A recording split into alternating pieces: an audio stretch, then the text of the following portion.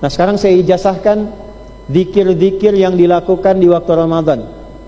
Saya ijazahkan ya. 1. Zikir di pertengahan malam, waktu-waktu orang tarawih. Ini doanya.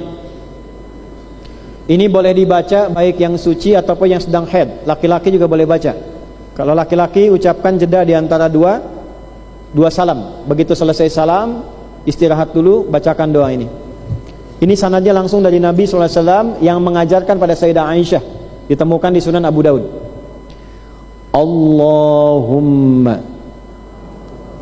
innaka afuwun tuhibbul afwa fa'fu anni.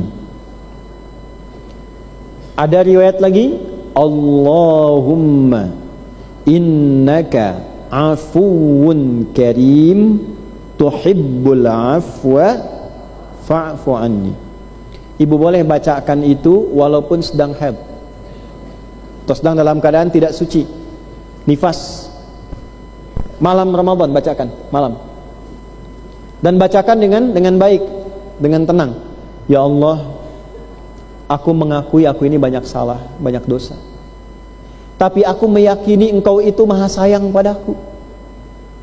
Maka aku mohon dengan kasih-Mu dan sayang-Mu padaku itu, ampuni dan gugurkan seluruh dosa-dosaku. Ya Allah, aku mengakui aku ini banyak dosa. Ibu bayangkan dosa apa saja selama hidup. Tapi aku meyakini Engkau itu maha sayang padaku. Aku mohon dengan kasih dan sayang-Mu padaku, ampuni dan gugurkan seluruh dosa-dosaku. Itu bahasa Indonesia seperti itu. Bahasa Arabnya, Allahumma innaka afuwun tuhibbul afwa fa'fu anni. Jelas?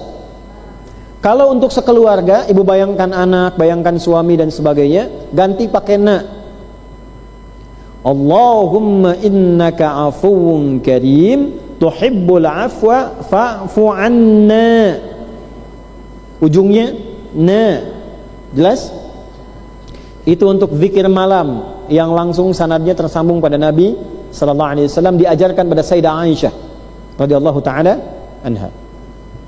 Zikir di waktu sahar.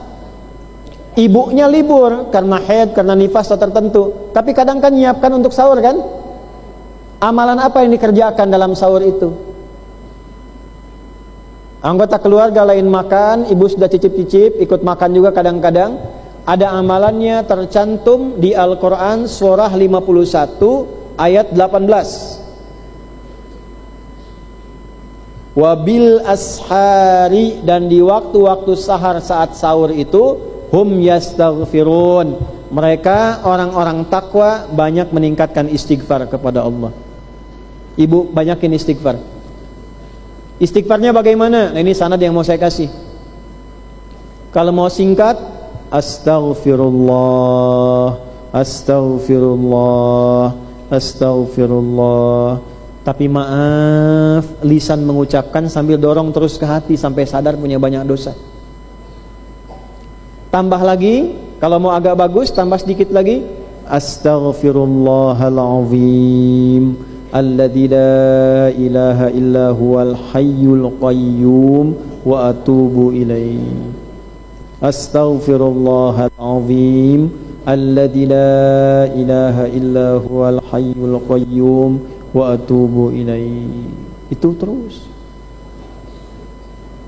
Maaf kalau pernah melakukan dosa besar.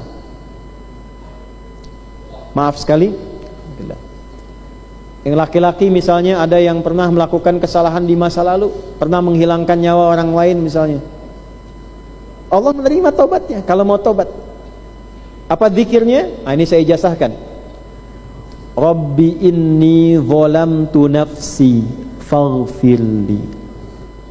Rabbi inni zalamtu nafsi faghfirli. Itu bahasa Qur'annya faghfaralah, Allah langsung turunkan ampunan padanya.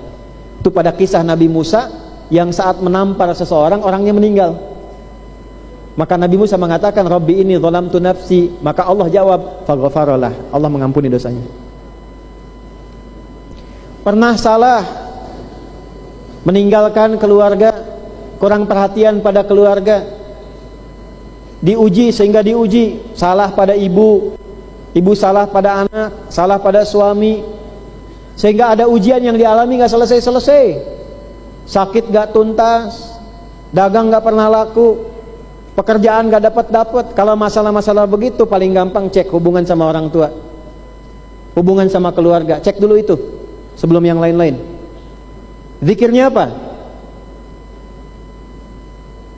Allahumma la ilaha illa anta subhanaka inni kuntu minadh dhalimin.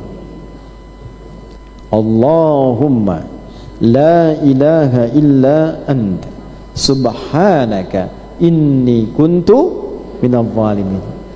Itu jawaban Allah langsung. Itu ditemukan di Quran surah ke-21 ayat 87 sampai 88. Ayat 87-nya tentang kisah Nabi Yunus di dalamnya, wa dhannuni idh dhahaba mughadiba fa dhanna an lan naqdir alayhi fanada fi dhulumati an la ilaha illa anta subhanaka inni kuntu minadh dhalimin. Ayat 88-nya, fastajabna lahu, kami langsung jawab doanya, kami selamatkan dia, kami selesaikan masalahnya. Lihat ujungnya, wa kadzalika nunjil mu'minin. Kalau ada orang beriman, laki-laki perempuan punya masalah serupa, Nabi Yunus kan menyimpulkan kaumnya ini gak mau taat, gak mau jadi baik, ditinggalkan kaumnya. Padahal kaumnya pengen sadar, pengen jadi baik. Begitu Nabi Yunus pergi, kaumnya malah mendekat kepada Allah. Ditegur Nabi Yunus, ditelanlah oleh ikan di laut itu. Ada yang menyebut ikan paus, ada yang menyebut ikan tertentu. Tapi poinnya yang penting apa? Bahasa Qur'annya dikeluarkan dari kesulitan gelap yang menghadang. Kadang-kadang ibu gak harus ditelan ikan, ada masalah bikin kita gelap, jalan susah, makan susah. Maka itu zikirnya tadi, lakukan menjelang subuh di waktu sahar. Jelas? Yang bisa melakukan itu sama statusnya dengan 4 amalan. Zikir istighfar di waktu subuh nilainya sama dengan 4 amalan. Itu ada di Quran surah 3 ayat 17. As-sabirina was-sadiqina wal-qanitina wal-munsiqina wal-mustaghfirina bil ashar.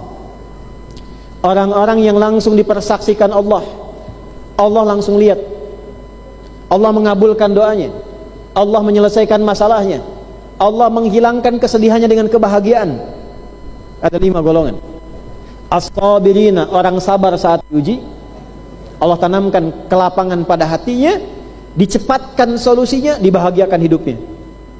Makanya kalau sedang ada masalah, sabar dulu bu. Semua orang pun punya masalah, tidak ada orang hidup tak punya masalah. Dan Allah maha adil, Allah memberikan masalah kepada orang yang sanggup mengatasinya. Kalau ibu nggak sanggup, ibu nggak akan diuji. Allah adil bu. Ibu datang ke sini senyum, duduk tenang, bukan berarti nggak punya masalah. Tuh wajah-wajah bermasalah banyak tuh. Apa kaidahnya? Alladzina idza asabathum musibah qalu inna lillahi wa inna ilaihi. Bahasa kita, terima kasih ya Allah, engkau percayakan padaku, tidak pada yang lain, dan engkau berikan kesanggupan padaku untuk menerimanya, tidak pada yang lain. Ulaika alaihim salawatu min rabbihim wa rahmah. Orang-orang yang bisa punya sikap seperti itu dipuji oleh Allah. Rahmat Allah diturunkan seketika solusi diberikan. Wa ulaika humul muhtadun. Sabar. Sabar itu bukan diam. Sabar itu kesanggupan dan ketenangan menerima ujian dari Allah disertai keyakinan untuk mendapatkan solusinya. Itu sabar. 2, was-sadiqina, orang-orang yang membenarkan ajaran Allah langsung mengamalkannya. Allah turunkan ayat tahajud, pengen tahajud. Allah turunkan ayat sedekah, pengen sedekah. Itu shadiqin. Orang seperti itu nilainya tinggi. Allah persaksikan keadaan dirinya. Wal qanitina, orang salat karena Allah, khusyuk, bukan karena manusia. Bukan karena salatnya dipanggil zuhur, bukan karena zuhurnya, tapi dia kerjakan karena Allah yang manggil. Kalaupun Allah nggak minta, nggak dia kerjakan. Itu namanya qanita. Jelas? 4, wal munfiqina, orang yang senang infak karena Allah, punya agenda. Dia tiap hari sebulan walaupun 1000, kadang keliling kasih. Nah ibu ini mau Ramadan bu ya, siapkan untuk sebulan, walaupun sehari 1000 rupiah nggak apa-apa. Yang penting siapkan, Allah perintahkan saya lakukan. 1000 rupiah yang ditunaikan karena Allah lebih baik dibandingkan 1 miliar tiap hari yang diupdate di Instagram. Jelas? Tapi kalau 4 ini belum bisa dikerjakan, kerjakan amalan kelima. Yang kelima mengikat pada 4-nya. Apa itu? Wal mustaghfirina bil ashar, yaitu orang yang senang rajin istighfar khusus di waktu sahar. Saat orang lain sahur, ibu istighfar. Jelas? Nah, ini karena waktunya habis,